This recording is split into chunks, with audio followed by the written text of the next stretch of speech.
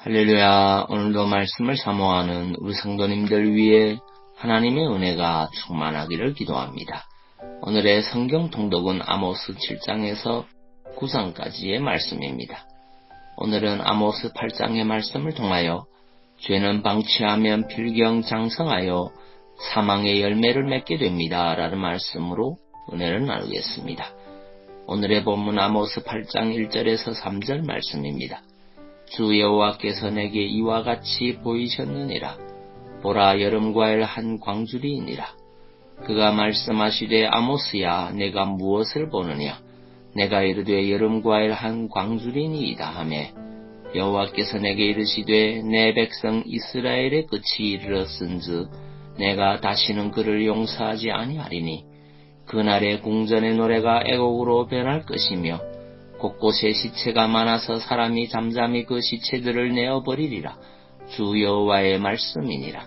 아멘.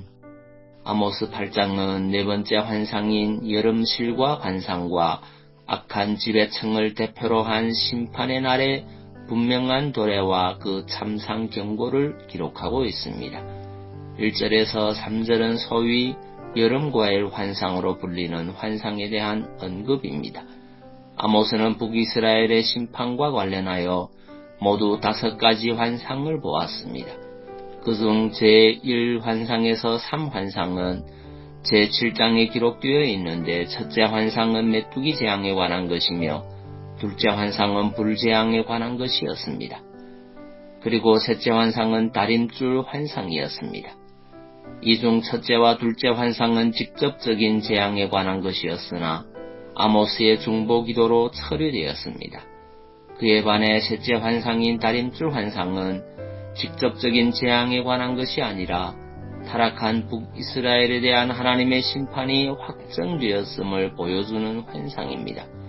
그리고 그에 이어지는 본문의 여름과일 환상도 북이스라엘에 대한 하나님의 심판이 확정되었음을 보여준다는 점에서 셋째 환상과 같습니다. 다만 다림줄 환상이 북이스라엘에 대한 하나님의 심판이 확정된 사실만 보여주고 있다면, 본문의 여름과일 환상은 그 심판이 매우 임박하였음을 함께 보여주고 있습니다. 이러한 본문을 보면 아모스는 환상 중에 그저 여름과일 한 광주리를 보았을 뿐 다른 특별한 것을 보지는 않았습니다. 하지만 이 여름과일 한 광주리의 환상에는 중요한 의미가 담겨 있습니다. 여름과일은 이스라엘 땅에서는 마지막으로 수확하는 작물입니다. 그런데 그러한 여름과일이 이미 수확되어 광주리에 담겨 있었던 것입니다. 이는 북이스라엘의 끝, 곧 북이스라엘에 대한 하나님의 심판의 때가 이르렀음을 보여주는 것입니다. 여러분, 과일나무는 한순간에 열매를 맺는 것이 아닙니다. 또한 열매를 맺는다고 해서 바로 수확할 수 있는 것도 아닙니다. 과일나무가 열매를 맺기 위해서는 먼저 꽃을 피워야 하고 열매를 맺어 수확하기까지는 오랜 성숙의 기간이 요구됩니다. 북이스라엘의 죄의 열매도 이와 같았습니다. 그들은 죄의 꽃을 피우고 죄악의 열매를 맺어 더 이상 그대로 방치하여 둘 수 없을 정도가 되었습니다. 그러므로 하나님은 북이스라엘을 심판하기로 한 것이었습니다. 여러분, 무엇이든지 단번에 장성하는 것은 없습니다.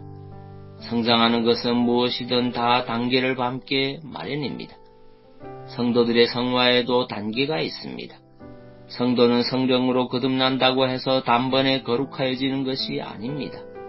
성도는 거듭난 후에 오랜 세월을 두고 연단의 과정을 밟으면서 비로소 그리스도의 장성한 분량에 이르게 되는 것입니다.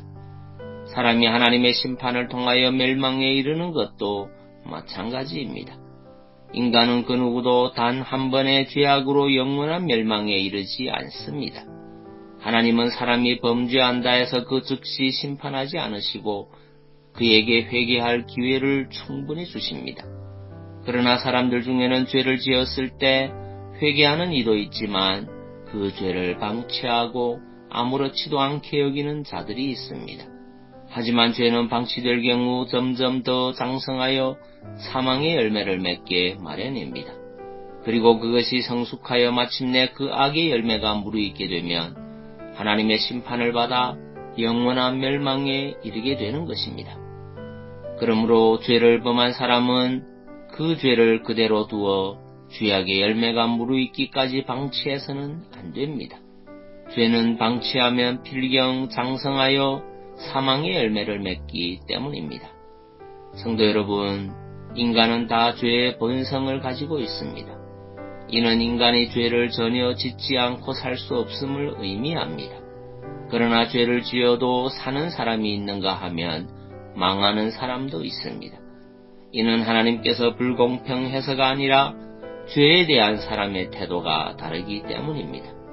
죄를 지어도 그 죄가 장성하기 전에 그것을 잘라내면 사망에 이르지 않으며 거룩을 향해 나아감으로 생명을 얻게 되지만 그것을 그대로 방치하면 필경 사망의 열매를 맺고 그 사람으로 멸망에 이르게 합니다.